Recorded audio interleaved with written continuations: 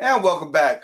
Frontline Foods takes food from restaurants and gets it actually to frontline workers in the community. This particular during the COVID-19 crisis. And recently, also, they have now become a part of World Central Kitchen. Joining us now to share a little bit about that is Joel Wishkovksy, and he is also the chapter leader. And Joel, good to have you. Hi, nice to have you. Nice to be here, Darren. Thank you so much for sharing with us. And when we talk about the great work that you're doing, obviously, I mentioned during COVID-19, you guys spent a lot of time getting that food out there from the restaurants all the way out to the frontline workers. And that was major because when you talk about need, frontline workers really were in need. Share with us a little bit about that whole exchange and how that came about. Yeah, so Frontline Foods is really a grassroots organization, and we take action during crisis, and we're leveraging the power of local food ecosystems, local restaurants, local farms to get food to crisis workers and impacted communities. So really what we're doing is we're coordinating safe delivery of meals prepared by these local restaurants. So we're putting money back into the local food ecosystem, and while also supporting the people who are on the front lines. And when we talk about supporting people on the front lines, talk to us about how much buy-in was it in terms of local restaurants saying, listen, we'll do this because, some restaurants were just struggling for survival during a time such as this. But yet still they were saying, hey, this is important. Well, when we first started, actually, this the genesis of the idea for me came from my girlfriend's experience in the hospitality industry. She Mhm. worked with restaurants all over the city, all over the world, and they were starting to go out of business. And we were like, okay, we need to figure out some way to support them. And we started just sending food to local hospitals, COVID units in Harlem, in the Bronx, Brooklyn, Manhattan, across the entire city. And our friends started to be like, oh, that's great. I want to donate meals too. Started raising money. Within 24 hours, we had raised $50,000, Wow. like that. Yeah. And we met people all over the country who were thinking about the same thing. We're trying to do the same thing in their community, and we banded together. That was 3.5 months ago. Hmm. And since then, that combined organization has raised $10 million across the United States.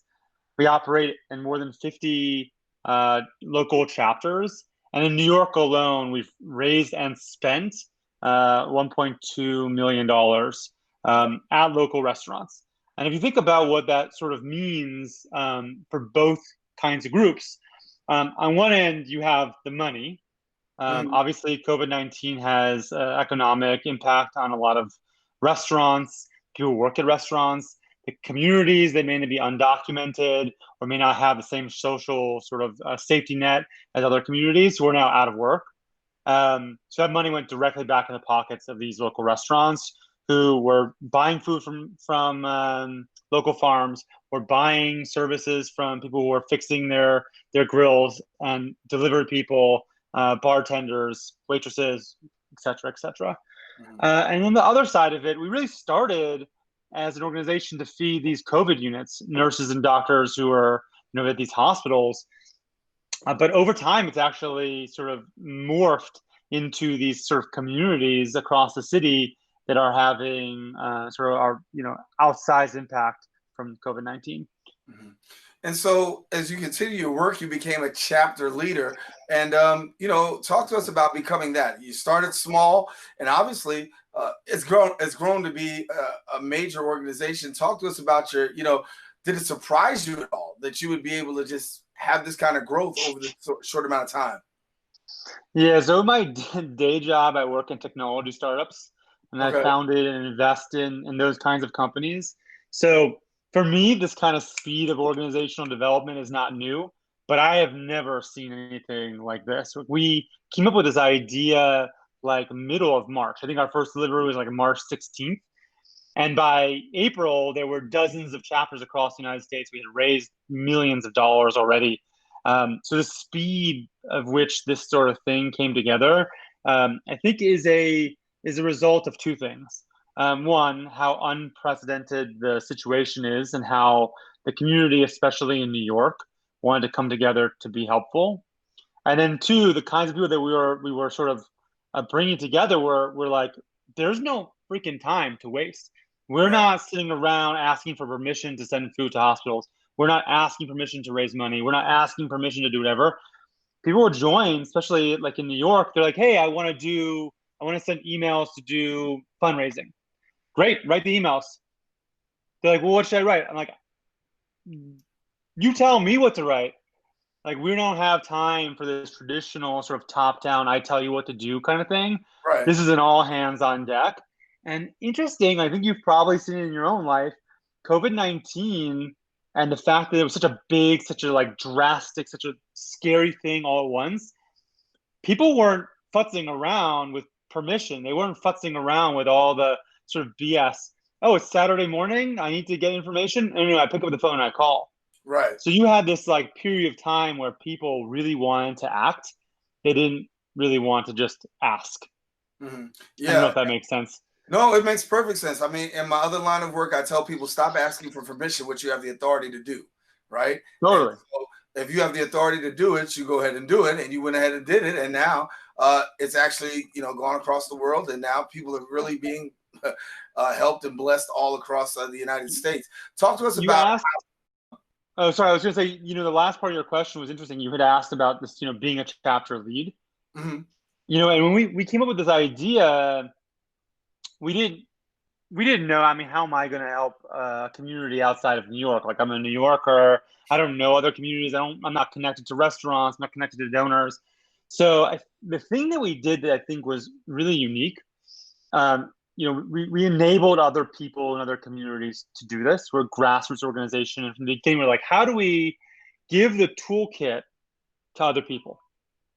Are you in Charlotte? Are you in Chicago? Are you in Las Vegas? Are you in a more rural community? You in New Haven, Connecticut? You see what we're doing? Interested in it? We had people all over the country be like, oh, how do I do this? I want to do this. This is so amazing. How do I donate? How do I do this? I'm like, literally, here's the playbook. Here's how you do this. Here is the step-by-step guide. And oh, by the way, like, let me know. I'll just help you. You tell me what you need. I'll tell you how we did it, and we can share information. And people across the country didn't need permission. They just started doing it themselves. It's pretty amazing. So for people who want to get connected, before we go, talk about how people can get connected, particularly restaurants who may be in our area who say, listen, you know what, this sounds good. I want to get connected. Yeah, I think the thing that we need the most right now, obviously, things in New York have died down. On the hospital side, obviously, death rate is going down a little bit. The number of new cases going down, which is amazing. Right. But now you have the thing that I think people in New York really understand and feel, which is the economic impact, which is going to last weeks, months, potentially years. And there are a lot of communities out there that are hurting economically really badly. There's a lot of food insecure communities all across the city that need food. So we've transitioned from sending food to hospitals to now sending them to sort of communities, to NYC, to parts of the city, city housing.